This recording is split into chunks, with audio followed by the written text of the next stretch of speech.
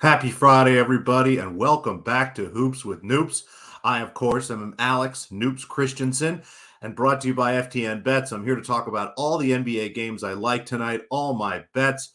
Thank you so much for watching. Again, I'll be here in video every Monday and Friday, as well as in the written word Monday, Tuesday, Thursday, and Friday as well. So you can always read these previews on the days that I'm not here for video, or read them both. Maybe you want to see me, maybe you want to hear me, maybe you want to read me. It's a great experience all the way around. But really appreciate you being here. Be sure to subscribe to this channel so you catch all the great content, not just myself, but several other great shows brought to you by the folks at FTN. Give us a thumbs up. That always really helps. And I'd appreciate a comment down below. Let us know something that you like about the show, something that could be better. Always looking to improve the show, find ways to give you more of what you want and more things to help you with it, because the NBA is fantastic. And like any other Friday night here, we have a great slate of games, including some in-season tournament play. I know that I'm a little more excited about the in-season tournament than most people, but as I've said before, and I will continue to say, anything that makes these regular season games in November and December more interesting, better games featuring better players playing more minutes is a great thing. And that's what we saw in the first group of them. There were a couple players that were injured, but no rest management. Everybody was there playing their best. There was extended minutes for team starters and best players. A lot of the games were really close and well played. And whether you enjoyed laughing at the courts or you just enjoyed the courts, it was very interesting. So I think the first set of games was good. And again, not going to be thinking about these in-season tournament championships the same way we do as a team that even makes the finals, let alone wins the finals. But it's nice to see the NBA trying something new. It's been a lot of fun. And again, we've got a bunch more games tonight. So let's hop in. We'll start with three games that I like, my three bets, and then got a couple comments and messages, people wondering maybe if I could quickly touch on some of the other games. So that's how we'll finish things off tonight. But of course, let's get started. Our first game here, the Minnesota Timberwolves visit the San Antonio Spurs. The Spurs 6.5 point underdogs at home. The total sitting at 225.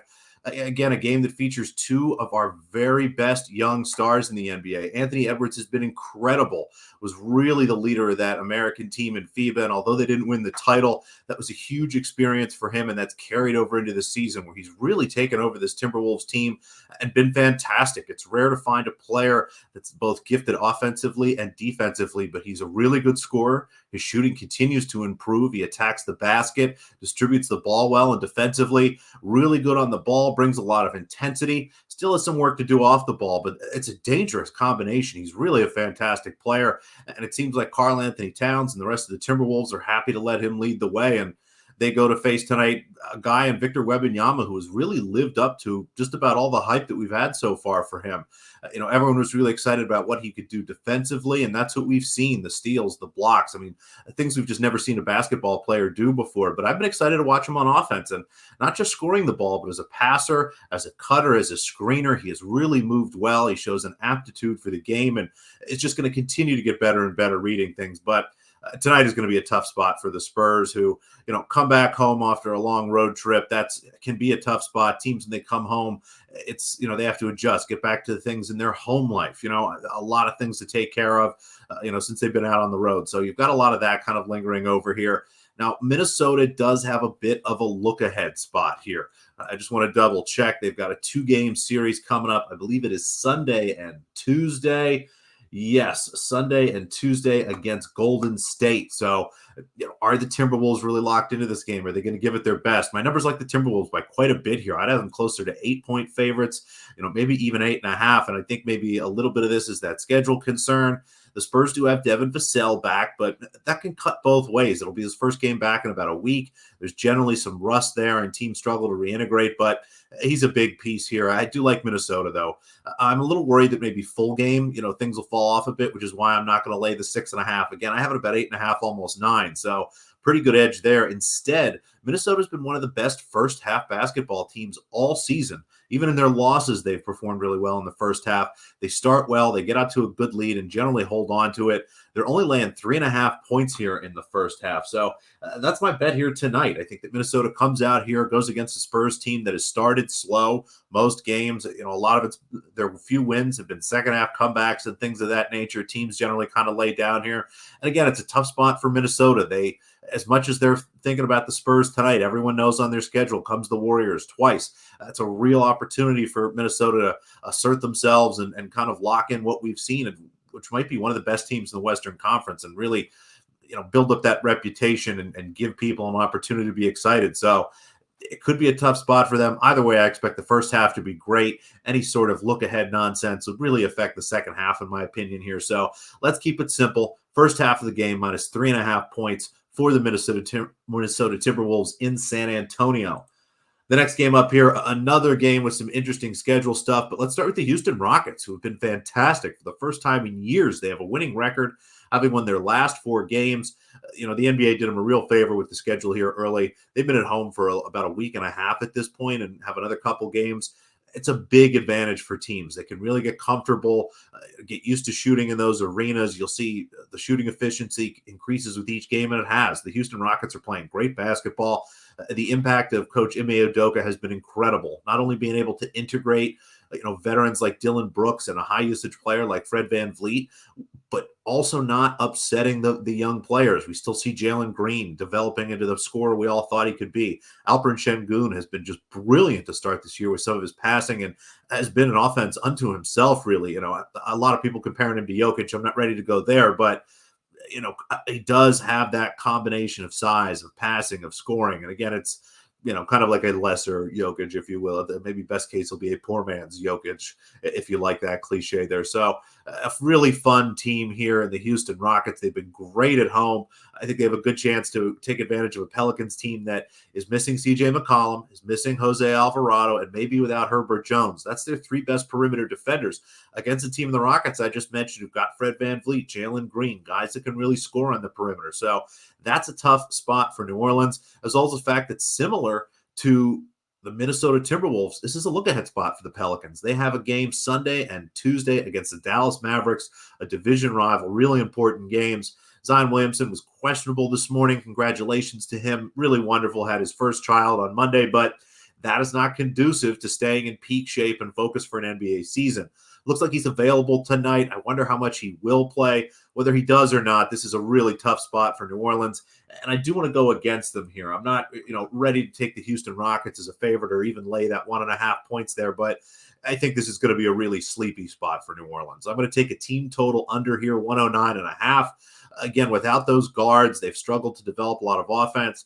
Zion can be great. He might just be good enough on his own to tear up this Houston Rockets team and get pretty close to this number, if he can have 40, 45 points, what we've seen him do before. But it just really feels like a stretch to me.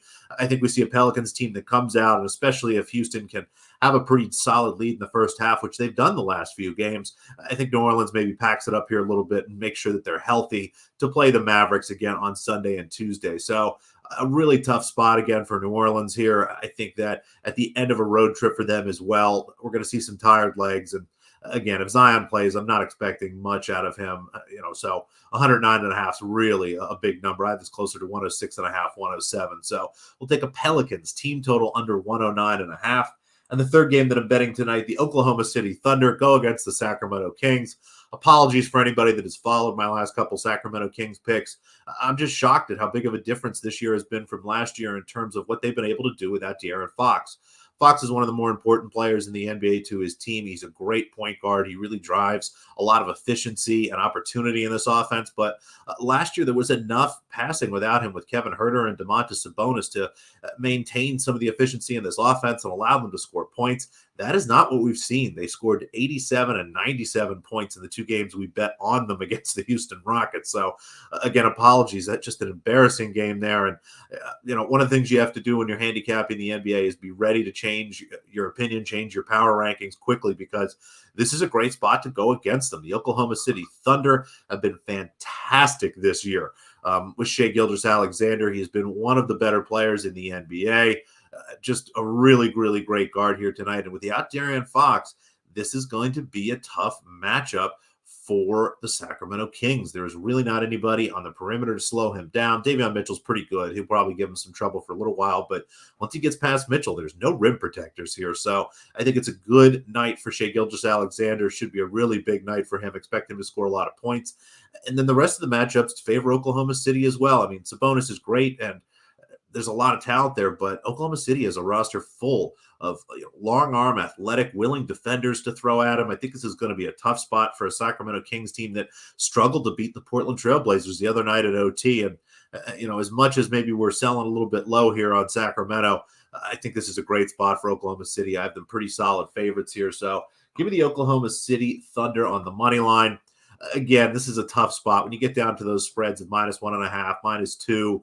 The debate whether to take the money line or the spread is kind of tough for me. What I like to do in this case, the spread is 2. So I'll either play a money line at -125 or better. I prefer that. In this case, we've got -122 from our friends at FanDuel. But if you get a chance to watch this and that -125 is gone, go ahead and play the -2, -110. That is a perfectly fine bet. It's a little less valuable, in my opinion, than the -125 on the money line, but it's close enough, and that's a fine bet. So Oklahoma City Thunder, again, really like them tonight against the Sacramento Kings. Should be a fun game, though. Two really good teams. We'll see if Sacramento can bounce back, but really struggled so far. So give me that bet here tonight. And then in terms of just some of the other games, as I looked over here on the FTN Bets odds board, which is really great, you can see the spread, the total, the money line for any game, updates automatically on every book you have here, and you can even choose which states you're in. So I'm in Pennsylvania. I always have that up, but you can check lines for books at other states and things like that. It's nice and customized. My Philadelphia 76ers visiting the Detroit Pistons. They're 9-point favorites. Everything looks right there. This is a really tough spot for a Detroit team that is missing a lot of their bench players, which, again, you think about a bad team, how tough could missing their bench players be? But the difference between that second and third unit is huge for Detroit. And I would say, if anything, this game, no bets for me here, but if you're watching it live, look for spots to back the Sixers early in the game as Detroit starters go out. Go on there live, see how the number moves around, and get yourself maybe a little bit of Philadelphia, because there's going to be some runs there. I think that you'll have some spots to maybe open some middles for yourself. Say lay the Sixers -8 or 9 when the starters for Detroit go out, and then have a chance to bet Detroit, plus 13, 14 or something when the starters come back into the game. So a fun dynamic, and one that I'll be watching personally, but tough to give you anything here pregame. The Charlotte Hornets, 3-point underdogs in Washington. We just saw the Wizards score 132 points against this Hornets team in Charlotte the other night. A really weird game. I'm happy to leave this one alone. There's just too much unknown for a Wizards team that has a solid starting 5. Almost nobody past the top 5 that really would be playing on an NBA roster, let alone big minutes here. It should be a bounce back spot for Charlotte. Maybe look towards the over here. The total is pretty big. It's north of 240, but even that might not be big enough.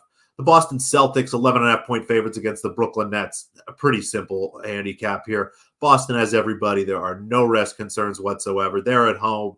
Although the Celtics have struggled to cover big numbers, the Nets will be without their best defensive player, Nick Claxton, and their best offensive player in Cam Thomas. So, if you want to bet this one, maybe look at some Mikal Bridges props.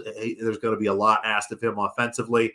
Now, Boston knows that, so the defense will be very focused on him, but the usage should be up for Bridges tonight. That might be an interesting way to go about that game. But again, nothing for me. We talked about Pelicans, Rockets. Again, like the Pelicans, team total to go under there. The Utah Jazz getting 5 points in Memphis. Memphis has really struggled to start the season, but found their form, finally got a win. I think at home, this is a good spot for them. The Jazz in a tough schedule spot. No Walker Kessler tonight. Everything kind of came out right on my numbers. Normally I like to bet rebounding props on teams playing against Memphis. No one really stands out to me on Utah. Markkanen has been the good guy there in terms of that, but the number's already here pretty high for him. Clippers and Mavericks. This game was tough for me to handicap. I was pretty close to betting the Mavericks here. But as I start to take kind of a step back here, Maxi Kleber is going to be out tonight, and he is a big, important piece for the Dallas Mavericks. And it's weird to think about someone who's mostly a bench player, in terms of the starting unit being so important. But what he does defensively and what he unlocks to that team is huge. So I'm going to stay away from that tonight, although I do favor the Mavericks. We talked about Oklahoma City. I like them to beat the Sacramento Kings. And then finally, the last game tonight, we've got the Lakers and the Spurs. Again, should be a fun game here tonight. Lean towards Phoenix, especially if Anthony Davis is out. But the Lakers have been a really good team in terms of against better teams. They really ramp up for things like this, but it's been a tough start for LA. I like Phoenix here. The number has been moving against them, though. People are coming in and betting the Lakers, and it's always tough to go against the market. So lean Phoenix, but nothing there for me. Let's recap, though. Again, the 3 games I am betting. All right, let me get the Minnesota Timberwolves in the first half here, -3.5 against the San Antonio Spurs. The New Orleans Pelicans team total under 109.5, and the Oklahoma City Thunder money line. Thank you so much for watching, everybody. Really appreciate it. Again, give me a thumbs up. Appreciate any comments down there at the bottom, and I'll be back on Monday with more. Best of luck. I'll see you then.